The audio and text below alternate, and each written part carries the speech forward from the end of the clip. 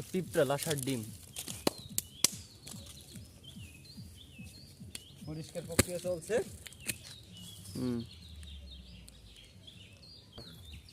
এটা হচ্ছে আমাদের ডিমটা একবার ইনটেক পরিষ্কার বের করার জন্য প্রসেসিং আটা দিয়ে, আটার মাধ্যমে করা হবে। তো আমাদের এখন এই কারিগর ভাইয়েরা এগুলো হচ্ছে আপনাদের দেখাবে। এই হচ্ছে আমাদের ডিম এবং লাশা।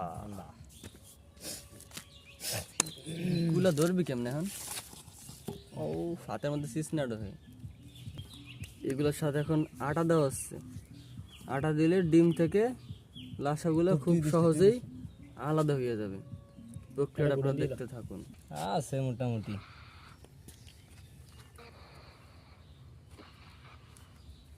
এই ডিমটা আলাদা রাখতে হবে না, দুয়ারে খাইনি কিন্তু ডিম মাংসি নাইছি নাই, আবার ডিম পরিষ্কার করতে চলে দিচ্ছি।